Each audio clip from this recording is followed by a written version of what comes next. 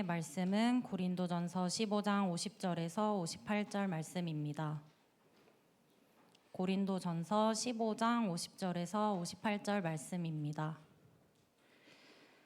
제가 하나님의 말씀을 받들어 읽겠습니다. 경청하여 주십시오. 형제들아, 내가 이것을 말하노니 혈과 육은 하나님 나라를 이어받을 수 없고 또한 썩는 것은 썩지 아니하는 것을 유업으로 받지 못하느니라. 보라, 내가 너희에게 비밀을 말하노니 우리가 다 잠잘 것이 아니요 마지막 나팔의 순식간에 홀연히 다 변화되리니 나팔 소리가 나매 죽은 자들이 썩지 아니할 것으로 다시 살아나고 우리도 변화되리라. 이 썩을 것이 반드시 썩지 아니할 것을 입겠고 이 죽을 것이 죽지 아니함을 입으리로다. 이 썩을 것이 썩지 아니함을 입고 이 죽을 것이 죽지 아니함을 입을 때에는 사망을 삼키고 이기리라고 기록된 말씀이 이루어지리라. 사망아, 너희 승리가 어디 있느냐? 사망아, 네가 쏘는 것이 어디 있느냐? 사망이 쏘는 것은 죄요 죄의 권능은 율법이라. 우리 주 예수 그리스도로 말미암아 우리에게 승리를 주시는 하나님께 감사하노니 그러므로 내 사랑하는 형제들아, 견실하며 흔들리지 말고 항상 주의 일에 더욱 힘쓰는 자들이 되라. 이는 너희 수고가 주 안에서 헛되지 않은 줄 알미라. 아멘. 오늘 이 말씀을 통해 하나님께서 은혜 주시기를 원합니다.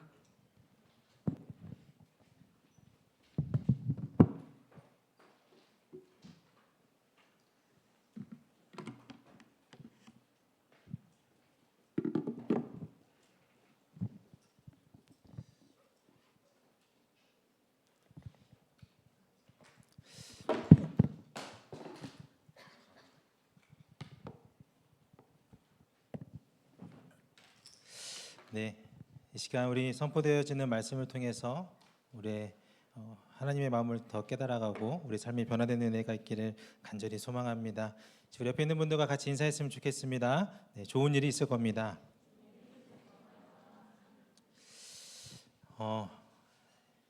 네, 우리가 여러분들 이제 운동 경기를 좋아하시는지는 모르겠지만 올림픽이나 이 월드컵 같은 이런 경기를 보면 우리가 긴장한 상태에서 이렇게 볼 때가 있습니다. 거기다가 우리가 선제골 넣지 못하고 먼저 선제골을 내주거나 위기에 몰리게 되면 가슴이 철렁하고 가라앉는 그런 기분이 들기도 하는데요. 그런 상태가 지속될수록 우리는 이 경기를 즐기기보다는 불안과 긴장으로 인해서 뭔가 고생하는 느낌으로 이 경기를 볼 때가 있는 것 같습니다. 야구를 좋아해서 저도 이제 야구를 이제 찾아보고 응원하는 팀이 있는데요. 저는 집에 오면 되게 이제 육아를 해야 되기 때문에 그 육아와 아기를 돌보는 시간이 겹쳐서 저는 야구가 다 끝난 다음에 이제 나중에 이제 하이라이트를 찾아서 봅니다. 근데 제가 이 모든 경기의 하이라이트를 다 찾아서 보는 건 아니고 먼저 응원한 팀이 이겼는지 졌는지를 확인하고 이긴 경기만 그 하이라이트만 찾아서 봅니다. 이긴 경기 하이라이트라 하더라도 사실 상황에 따라서 그 경기의 과정을 보면 지고 있을 때도 있고 또 위기에 몰릴 때도 있는데요. 그렇다고 해서 그 하이라이트를 보는 제 마음이 불안하거나 긴장이 되거나 그럴까요? 네, 그렇지 않죠.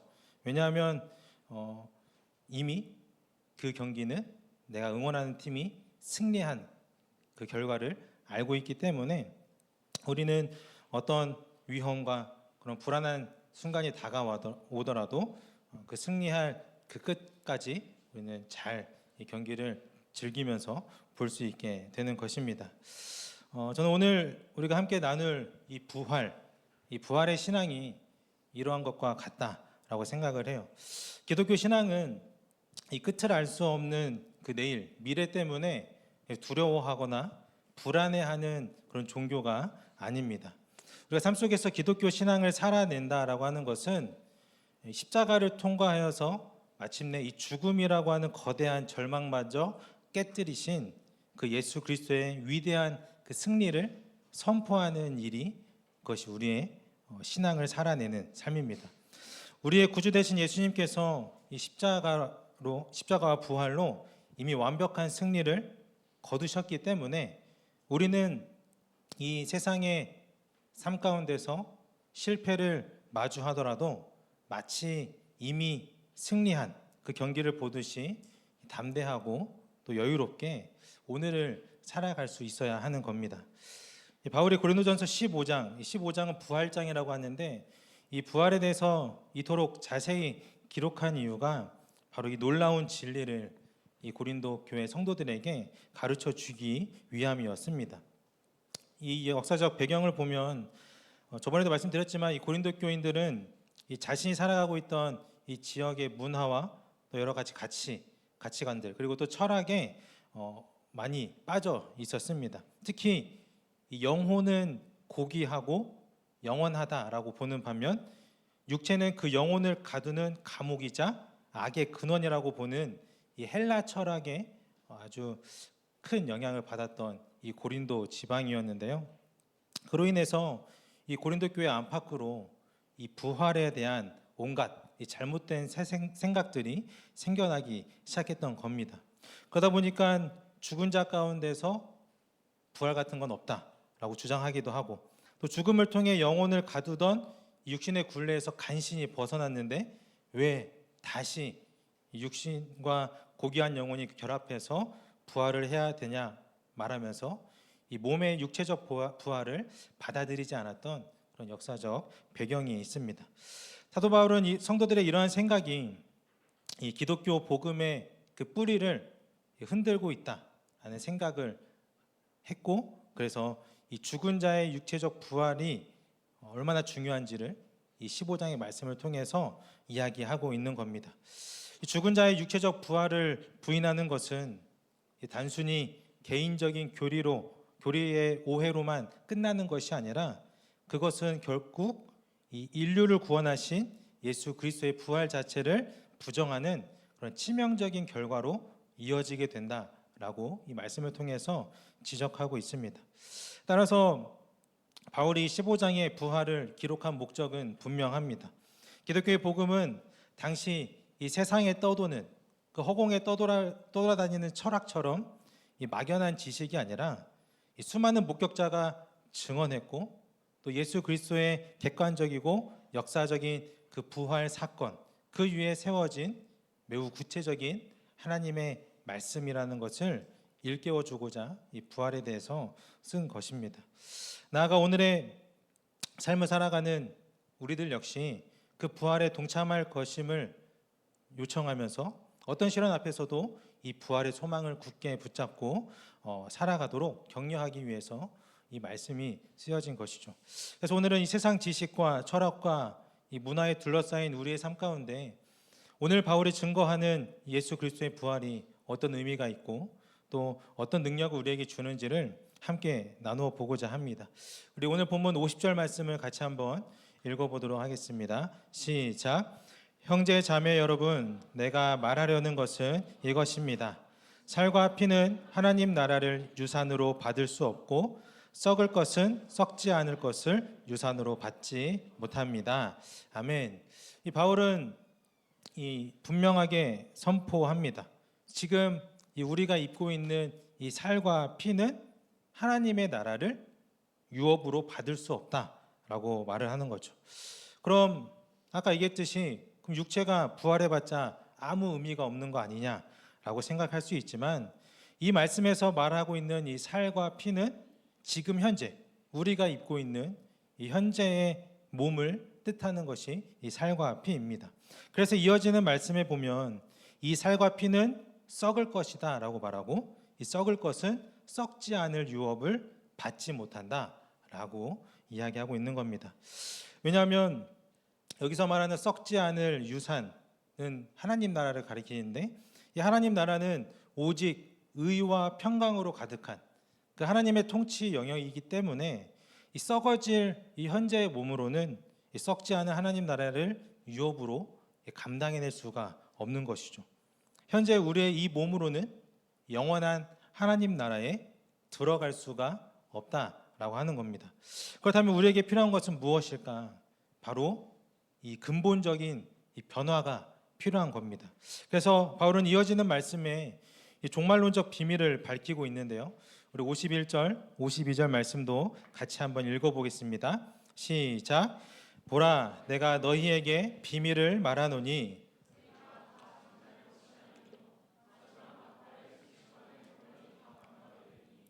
나팔 소리가 나매 죽은 자들이 썩지 아니할 것으로 다시 살아나고 우리도 변화되리라.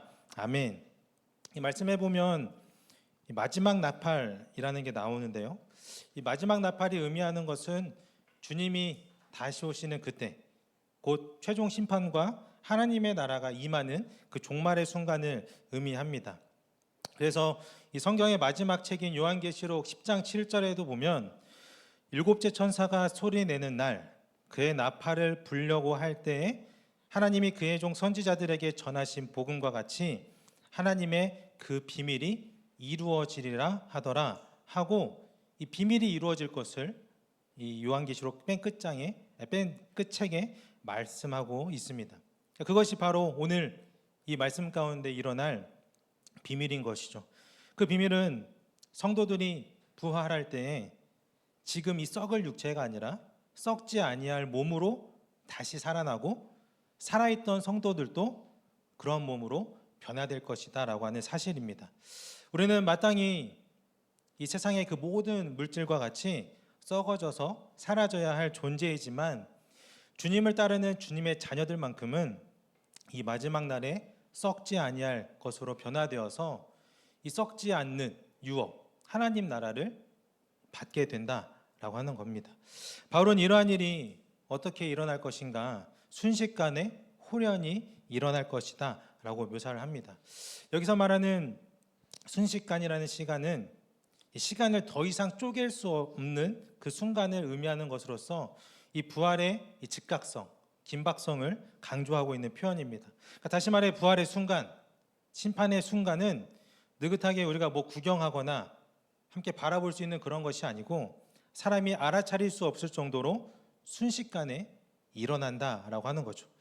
그렇다면 이 썩지 않을 존재로 변화되는 부활은 과연 어떤 것일까? 죽은 자가 다시 살아난다는 것이 무엇을 의미하는가? 우리가 부활을 생각할 때 여러분들이 무엇을 생각할지 모르겠지만 단순히 우리의 육신이 재생되거나 소생하는 그러한 의미가 아닙니다. 이 유한한 땅에서 좀 더 살기 위해서 이 생명을 연장하는 것이 부활이 아니란 거죠. 아무리 의학이 발달하고 생명이 연장되고 있다 해도 우리 인간은 결국 다 죽을 수밖에 없는 존재입니다. 근데 여기서 우리가 부활을 잘못 오해하면 그냥 이 땅에서 그 생명을 얻고 싶어서 연연하는 그런 존재가 될 뿐입니다. 그러나 주님을 통해 누리게 되는 부활은 바로 소망입니다. 이전의 삶과는 전혀 다른 영원의 시간으로 나아가는 그 소망이 이루어지는 순간이 바로 이 부활이라고 하는 거죠.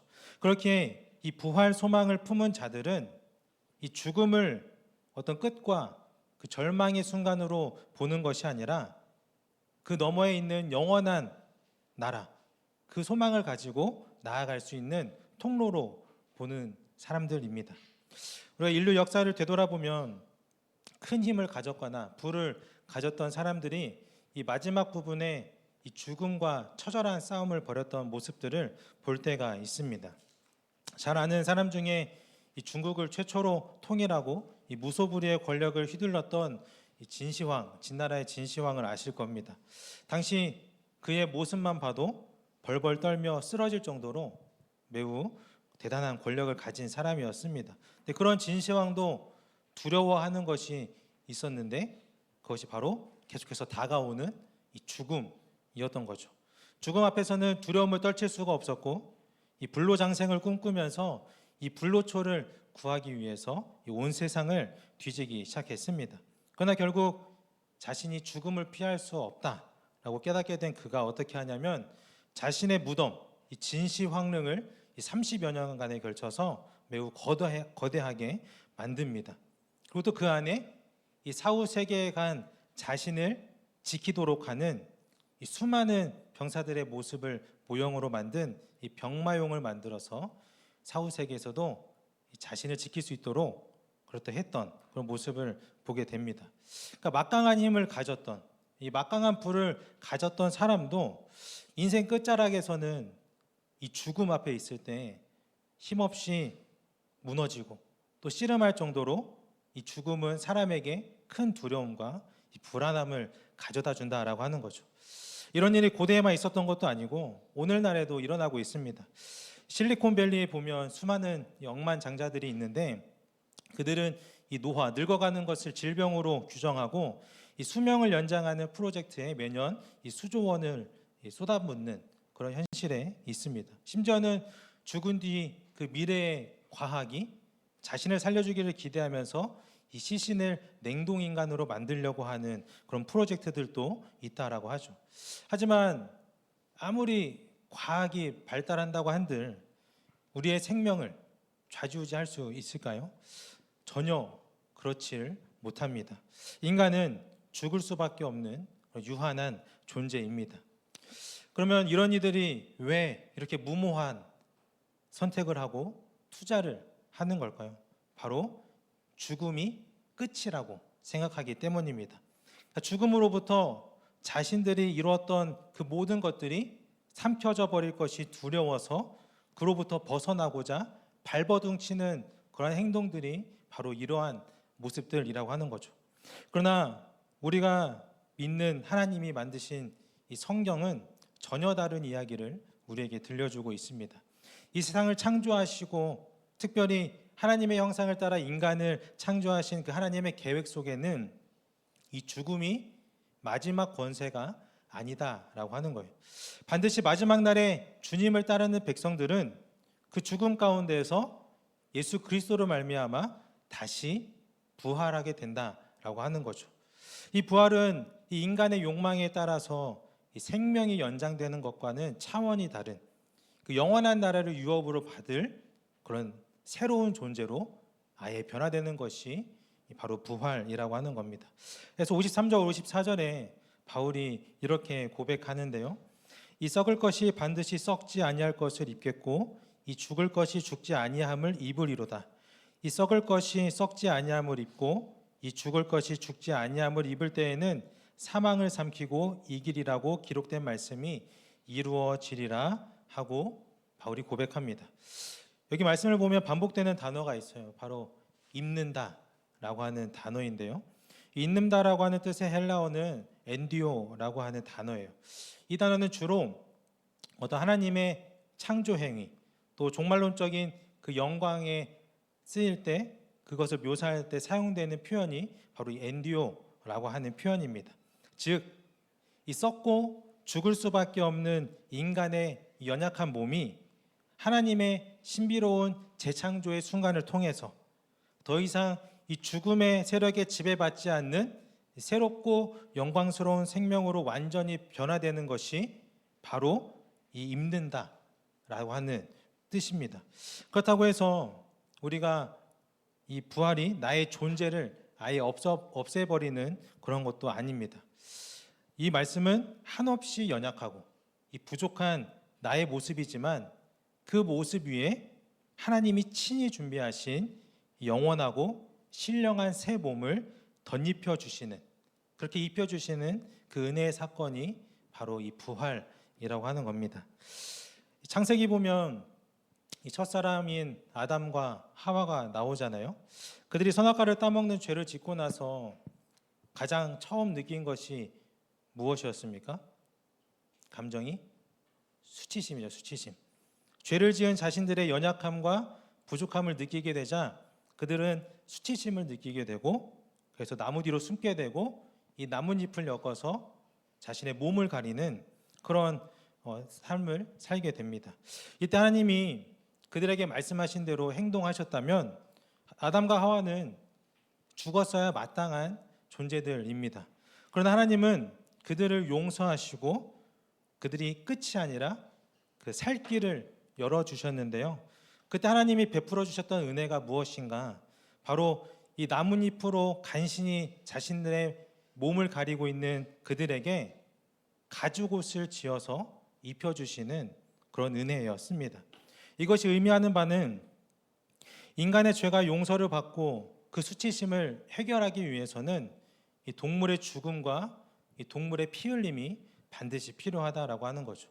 또한 생명을 이어가기 위해서는 썩어 없어질 잎으로 만든 그 옷을 입는 것이 아니라 견고히 오랫동안 나를 보호해줄 그 가죽옷으로 덧입혀지는 은혜가 우리에게 필요하다라고 하는 겁니다.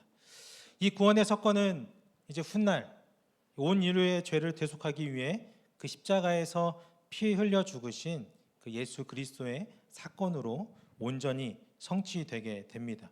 그리고 부활하신 예수 그리스도를 통하여 오늘날 우리 또한 이 그리스도의 보혈로 정결케 되고 그 영원한 의의 옷을 덧입게 되는 것이죠. 그렇다고 해서 이 말씀이 이 종말의 때에 일어날 그런 머나먼 얘기는 아닙니다. 아담과 하와가 수치심을 벗고 가죽옷을 입고 담대히 세상 속에서 살아남을 수 있도록 도우셨던 그 하나님께서 오늘이라는 이 거칠고 험한 현실을 살아가는 우리들에게도 역시나 상처받지 않고 수치당하지 않으며 하나님 나라의 백성으로 담대히 살아갈 수 있도록 인도해 주시는 것입니다.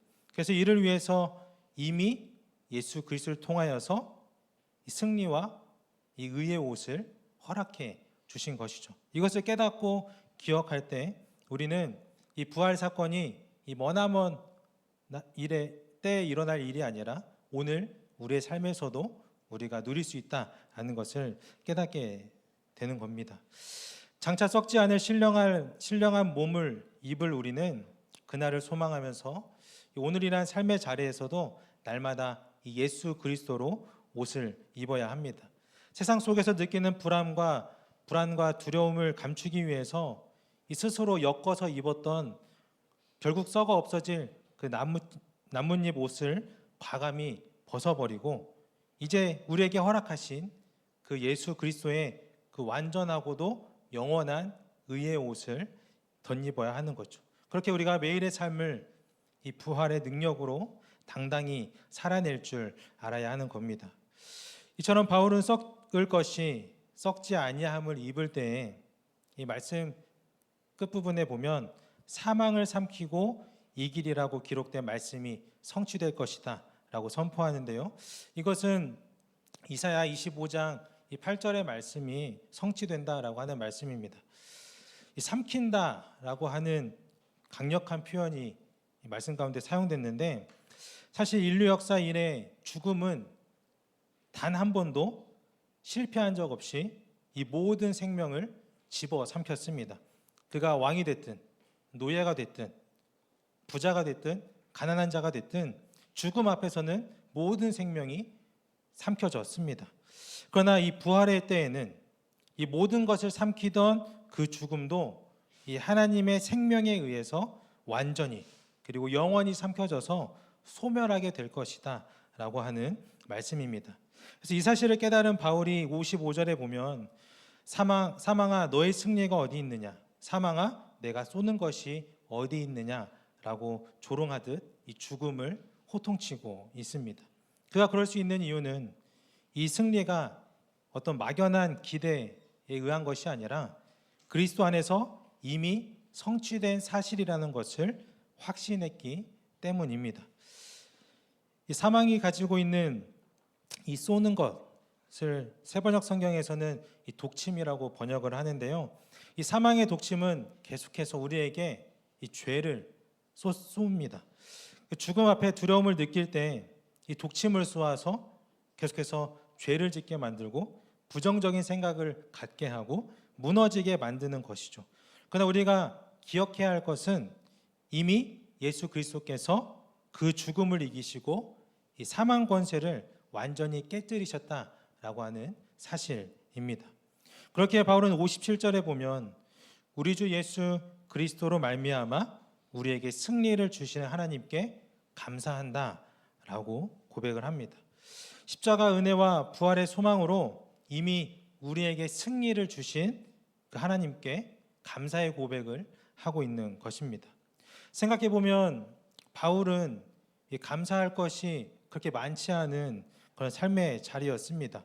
기껏 이 고린도 교회를 세웠지만 고린도 교회 성도들로 인해서는 모함을 받고 또 계속해서 전도를 해보지만 그로 인해서 감옥에 갇히고 또 생명의 위협을 받고 예수를 더 사랑하고 예수를 더 증거하면 증거할수록 감사할 것이 줄어드는 것처럼 보이는 그의 삶의 모습이었습니다. 그러나 바울은 이 세상에서의 삶이 다가 아니라 그리고 이 죽음이 끝이 아니라 그 너머에 주님이 선물로 주실 그 영원한 나라가 있음을 확신했기에 그 유업을 얻도록 그 승리를 허락하실 그날이 다가올 것을 바라보며 이 힘겨운 삶의 자리에서도 승리를 주시는 그 하나님의 사랑에 감사의 고백을 할 수 있었던 것입니다. 여러분, 우리가 이미 시작된 이 승리를 깨닫지 못하고 이 세상에서 살아간다면 우리는 계속해서 이 사망 권세에 억눌려 살아갈 뿐입니다. 매번 세상의 거센 파도 앞에서 넘어지고 이 불안해하는 삶을 반복하면서 살아갈 수밖에 없는 것이죠. 연약한 나 자신만을 바라보고 이 세상의 화려함에 나의 마음을 빼앗긴다면 우리는 백전백패할 뿐입니다. 사망에 삼켜진 채 사망이 쏘아대는 그 죄의 독침에 휘둘리면서 우리의 삶 전체가 죄의 길로 빠져들고 생명이 아닌 이 사망의 그늘 아래에 머무는 그런 절망의 삶을 살아갈 수밖에 없는 거죠.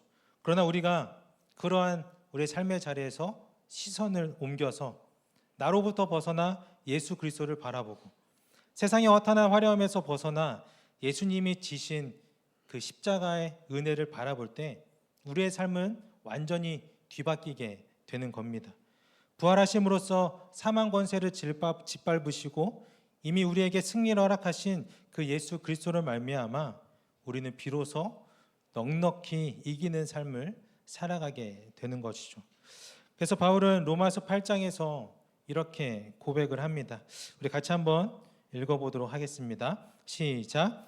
그러나 이 모든 일에 우리를 사랑하시는 이로 말미암아 우리가 넉넉히 이기느니라. 내가 확신하노니 사망이나 생명이나 천사들이나 권세자들이나 현재 일이나 장래 일이나 능력이나 높음이나 깊음이나 다른 어떤 피조물이라도 우리를 우리 주 그리스도 예수 안에 있는 하나님의 사랑에서 끊을 수 없으리라. 아멘. 바울은 아까 말씀드렸다시피 산전수전을 다 겪고 죽음의 문턱 앞에까지도 갔던 사람입니다. 그러나 그의 고백을 보면 이미 우리를 붙드시는 그 하나님의 사랑으로 말미암아 넉넉히 이기는 삶을 산다라고 고백을 하죠. 왜냐하면 우리가 겪는 그 고난보다 더 큰 고난을 이겨내시고 이 사망 권세를 이겨내신 예수 그리스도께서 이미 우리에게 그 승리를 허락해 주셨기 때문입니다. 그 무엇으로도 끊을 수 없는 주님의 사랑이 나를 붙들고 계시기에 어떤 힘겨운 순간이 다가오더라도 넉넉히 견뎌내고 넉넉히 이겨내는 삶을 살아내게 된다는 것입니다. 그러므로 여러분들이 힘겹게 해내는 이 기독교의 신앙은 이미 승리를 앞두고 싸우는 싸움입니다. 부활의 신앙을 가진 자들은 이미 시작된 그 승리를 안고 오늘을 살아가는 자들입니다. 이는 삶의 모든 문제가 당장 다 해결되고 세상의 모든 갈등에서 상처 하나 없이 모든 승리를 거둔다라고 하는 뜻이 아닙니다. 때로는 상처를 입기도 하고 때로는 허탈하게 넘어지기도 하는 것이 우리의 인생입니다. 그러나 이 최후의 날에 완전한 승리를 우리에게 허락하실 그 주님이 나의 편이시기에 나를 붙들어 주시기에 우리는 그 삶의 모든 과정을 두려움과 불안함 속에서 방황하며 지내지 않는다라고 하는 거죠. 도리어 우리를 향한 주님의 신실하신 사랑을 힘입어서 오늘 하루도 담대하게 그 승리를 향하여서 한 걸음 한 걸음 나아갈 수 있다라는 것입니다. 사랑하는 웨이브스 공동체 여러분, 바울은 썩지 않을 신령한 몸을 입게 될 그 부활의 영광과 우리에게 이미 주어진 그 승리의 기쁨을 선포한 뒤에 이제 우리의 삶을 도전하는 강력한 권면을 우리에게 던지고 있습니다. 우리 58절 말씀 같이 한번 읽어보겠습니다. 시작. 그러므로 내 사랑하는 형제들아, 견실하며 흔들리지 말고 항상 주의 일에 더욱 힘쓰는 자들이 되라. 이는 너희 수고가 주 안에서 헛되지 않은 줄 알미라. 아멘. 부활은 먼 훗날 예수님이 다시 오실 때에야 비로소 펼쳐지는 그 인생의 마지막 장에서만 누리는 그런 신앙이 아니라 지금 오늘 우리의 삶을 움직이는 힘입니다. 부활의 소망을 허락하신 그 이유는 오늘 우리의 삶을 치열하게 살아낼 수 있도록 그 힘을 주시기 위함이에요. 우리는 아무리 벗어나 보려 해도 계속해서 실패를 마주할 수밖에 없고 좌절하게 되고 서로 비교하게 되고 시기하고 질투하고 무력해지고 불안과 두려움이 나를 쉼없이 감싸고 흔드는 그런 인생을 살 수밖에 없습니다. 그럼에도 바울은 그런 우리들에게 견실하며 흔들리지 말라고 권면을 합니다. 이것은 여러분들이 할 수 있으니까 해보세요 라고 하는 권면이 아닙니다. 그러므로 라고 시작하고 있듯이 이미 예수 그리스도를 통하여 승리를 주신 그 하나님이 우리와 함께 계시기에 그러므로 우리가 견실하고 흔들리지 않을 수 있다라고 이야기를 하는 거죠. 반대로 생각하면 우리가 이 세상에서 요동하고 흔들린다라고 하는 것은 결국 하나님께서 넉넉히 이길 힘을 주신다는 사실에 대한 불신과 의심을 가지고 있다라는 것으로 생각해 볼 수 있습니다. 그렇게 여러분, 이미 우리에게 승리를 주셨고 또 최후의 날에 완전한 승리를 허락하실 그 주님을 신뢰함으로 우리의 삶의 자리가 어떠하든지 흔들리지 말고 오히려 항상 주의 일에 더욱 힘쓰는 믿음의 자녀들이 되기를 간절히 소망합니다. 마지막으로 시 하나를 소개해드리고 말씀을 마무리하겠습니다. 도종환 시인의 담쟁이라는 시입니다. 제가 읽어드리겠습니다. 저것은 벽, 어쩔 수 없는 벽이라고 우리가 느낄 때 그때 담쟁이는 말없이 그 벽을 오른다. 물 한 방울 없고 씨앗 한 톨 살아남을 수 없는 저것은 절망의 벽이라고 말할 때 담쟁이는 서두르지 않고 앞으로 나아간다. 한 뼘이라도 꼭 여럿이 함께 손을 잡고 올라간다. 푸르게 절망을 다 덮을 때까지 바로 그 절망을 잡고 놓지 않는다. 저것은 넘을 수 없는 벽이라고 고개를 떨구고 있을 때 담쟁이 잎 하나는 담쟁이 잎 수천 개를 이끌고 결국 그 벽을 넘는다. 지금 여러분 삶의 자리 앞에 어떤 벽이 가로막고 있습니까? 도저히 넘을 수 없고 해결되지 않을 것 같아서 포기하게 되는 그 절망의 벽이 여러분 앞에 놓여 있습니까? 사망의 그늘에 휩싸여 깊은 두려움 속에 떨고 있지는 않으십니까? 그러나 여러분, 이 담쟁이가 생명이라고는 움틀 수 없을 것 같은 그 메마른 벽을 포기하지 않고 이 벽을 오를 수 있는 이유는, 그래서 넘을 수 있는 그 이유는 그의 안에 살아 숨쉬는 생명력이 있기 때문입니다. 그렇다면 오늘 우리로 하여금 이 절망의 벽을 넘도록 하는 그 영적 생명력은 어디로부터 오겠습니까? 바로 예수 그리스도, 그 주님께서 사망 권세를 깨뜨리시고 부활하신 그 부활의 소망으로부터 우리에게 그 놀라운 생명력이 계속해서 공급되는 것입니다. 이미 부활을 통해 우리에게 승리를 확정해 주신 그 주님을 우리 마음 가운데 품을 때 우리 안에 생명력이 움트기 시작하고 이 앞에 놓여있는 절망의 벽이라 할지라도 우리가 한 걸음 한 걸음 그 벽을 넘어서기 시작하는 거죠.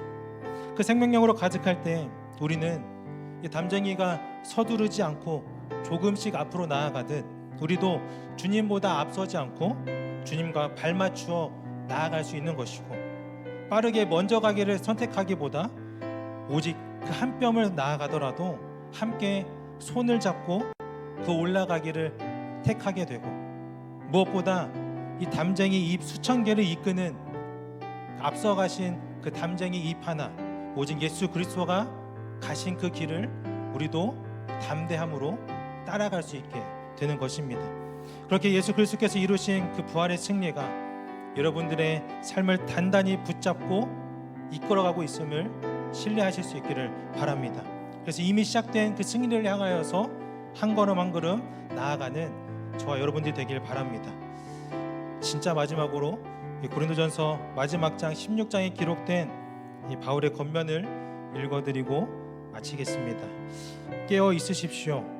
믿음에 굳게 서 있으십시오. 용감하십시오. 힘을 내십시오. 모든 일을 사랑으로 하십시오. 아멘. 새로운 한 주 부활의 소망으로 승리하시는 우리 모두가 되기를 주님의 이름으로 간절히 축원합니다. 우리 주님께서 주신 말씀을 기억하면서 우리 함께 이 찬양의 고백을 올려드리며 나아가도록 하겠습니다. 나의 믿음, 나의 믿음 주께 있네. 십자가 능력이 내 영광 되었네. 주께서 우리를 승리케 하셨네. 나의 능력, 나의 소망 주께 있네. 나의 믿음, 나의 믿음 주께 있네. 십자가 능력이 내 영광 되었네. 주께서 우리를 승리케 하셨네. 나의 능력, 나의 소망 주께. 우리 한 번 더 고백합니다. 나의 믿음, 나의 믿음 주께 있네. 십자가 능력이 내 영광 되었네. 주께서 우리를 승리케 하셨네.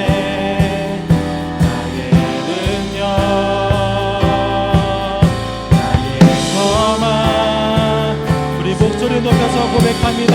오직 예수, 오직 예수 나의 믿음. 십자가 능력 속에 빛나는 영광. 내 모든 승리로 주님께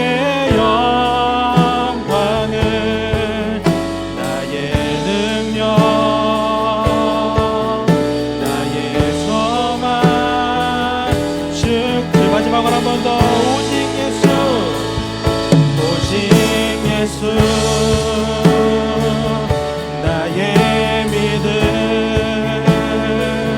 십자가 능력 속에 빛나는 영광. 내 모든 승리로 주님께 영광을. 나의 능력,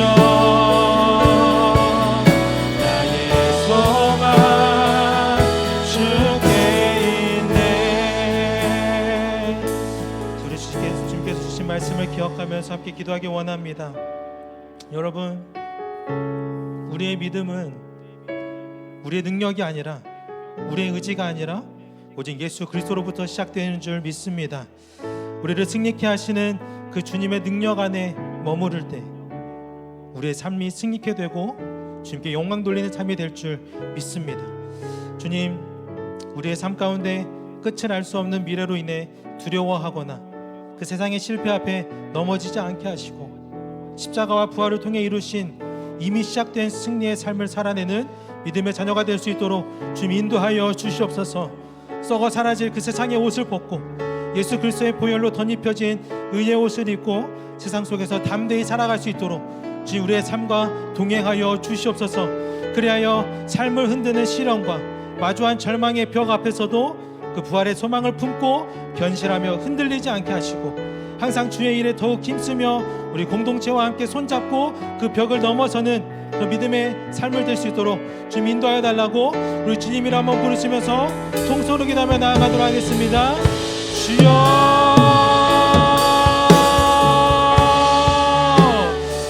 사랑과 내가 충만하신 주님, 주님 우리의 믿음은 오직 예수 그리스도부터 나온 줄 믿습니다. 주여, 우리의 믿음을 주께서 허락하신 줄 믿사오니 주님 그 믿음을 더하여 주십시고 주님께서 그 허락하신 믿음을 통하여서 우리가 우리를 칭찬케 하시는 그 주님의 능력 안에 거하는 그 주님의 자녀가 될 수 있도록 주님 인도하여 주셔서 그 주님을 바라보며 살아갈 때 우리의 삶이 칭찬케 되고 우리의 삶이 주님께 영광이 될 줄 믿사오니 주여, 우리가 날마다 동행하시고 우리의 삶을 주님 변화시켜 주시옵소서. 주님, 우리의 삶 가운데 끝이할 수 없는 미래로 인해서 두려워하거나 불안해하지 않게 하시고 주님, 우리가 그 세상의 절망 앞에서도 그 십자가의 부활을 통해 이루신 그 주님께서 이루신 그 신으로 말미암아 우리가 담대히 한 걸음 한 걸음 나아가게 하시고 우리가 승리의 삶을 살아낼 수 있도록 주님 우리를 붙들어 주셔서 썩어져버린 세상의 옷을 입고 살아가는 것이 아니라 우리에게 영원한 옷, 완전한 옷을 입히시는 예수 그리스도의 의의 옷을 입고 나아가는 주님의 자녀가 될 수 있도록 주님 인도하여 주옵소서. 그래서 주님, 우리의 삶을 힘쓰는 그런 어려운 절망과 그 힘겨운 문제 앞에서도 주님, 우리가 그 부활의 소망을 보고 날마다 담대히 그 절망의 벽을 넘어서는 그 주님의 자녀가 될 수 있도록 주님 인도하여 주옵소서. 그렇게 앞서가신 그 주님을 우리가 따라 한 걸음 한 걸음 나아가는 그 주님의 자녀가 되게 하시고 우리가 비록 천천히 그 한 뼘을 나아가더라도 우리가 함께 손을 받잡고 나아가는 웨이브스 공동체가 될 수 있도록 주님 인도하여 주옵소서. 그 짧은 그 한 뼘의 거리 가운데 주께서 허락하신 그 놀라운 은혜와 사랑을 우리가 기대하고 소망하며 우리가 믿음의 삶을 살아내는 주님의 자녀가 될 수 있도록 주님 인도하여 주옵소서. 거기 하나님, 우리가 그 절망의 벽을 넘어서는 믿음의 자녀가 되게 하시고 그 주님과 함께 믿음의 삶으로 우리가 승리하는 삶을 살아갈 수 있도록 주님 인도하여 주옵소서. 우리 한 사람 한 사람에게 주여 날마다 다가와 주시고 우리 곁에 계시는 그 주님을 바라보며 하나님, 우리가 부활을 마음에 품고 그 부활의 소망을 가지고 살아가는 그 주님의 자녀가 될 수 있도록 주님과 함께하여 주옵소서. 그 주님을 바라보며 나아가며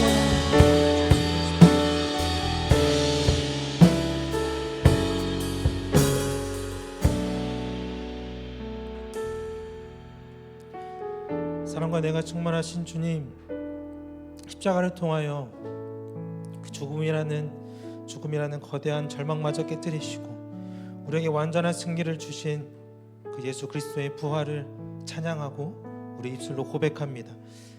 세상 가운데 마주한 삶의 실패 속에서 두려워하고 불안해하던 우리의 삶으로부터 시선을 돌려 이미 승리한 싸움을 싸우게 하시는 그 부활의 주님을 바라보는 믿음을 우리에게 허락하여 주시옵소서. 썩어 없어질 세상의 옷을 벗고 주님이 친히 입혀주시는 영원하고 완전한 의의 옷을 입고 우리의 매일의 삶을 담대히 살아낼 수 있도록 주님 인도하여 주시옵소서. 우리 앞에 가로막힌 절망의 벽 앞에서도 낙심치 않게 하시고 주님이 주신 그 부활의 생명력으로 서두르지 않으며 공동체와 함께 손을 잡고 그 믿음의 길을 걸어가게 하여 주시옵소서. 깨어 믿음에 굳게 서서 용감하고 담대하게 모든 일을 사랑으로 행하는 우리 웨이브스의 모든 청년들이 될 수 있도록 주님 늘 동행하여 주시옵소서. 감사드리며 사망 권세를 이기시고 부활하신 예수 그리스도의 이름으로 기도합니다. 아멘. 자, 우리 다 같이 일어나셔서 우리 파송 찬양 예수님께 올려드리도록 하겠습니다.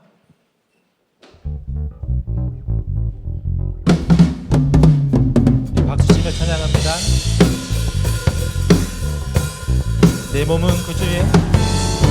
몸은 구주의 성전이니 예수의 밝은 빛 비추며 살리라. 내 안에 계시는 성령님이 늘 함께 하시니 기뻐하리로다. 내 몸은 구주의 성전이니 예수의 밝은 빛 비추며 살리라. 내 안에 계시는 성령님이 늘 함께 하시니 기뻐하리로다. 어디에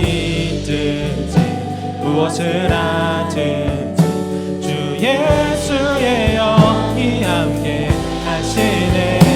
세상을 향하여 움직이는 교회 되어 내 하루의 한가운데서 주를 높이리. 주여 높임을 받으소서. 모든 영광과 찬송을 하나님께. 나를 부르신 자리에서 내 삶을 들여 찬양하리. 주여 높임을 받으소서. 모든 영광과 찬송을 하나님께.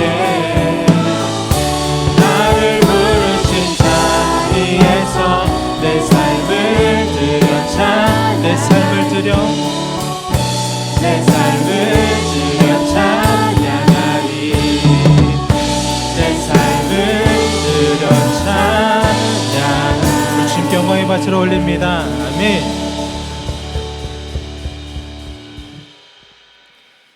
우리 주 예수 그리스도의 은혜와 하나님의 신실하신 사랑과 성령님의 인도하심 교통하심이 지금 이 시간 부활의 소망을 마음에 품고 이미 시작된 승리를 향하여 나의 삶의 모든 순간을 주님께 내어드리며 나아가기로 다짐하고 결단하는 우리 사랑하는 청년들과 그들의 일상 위에 웨이브스 공동체 위에 영원토록 함께 하시기를 간절히 축원하옵나이다. 아멘.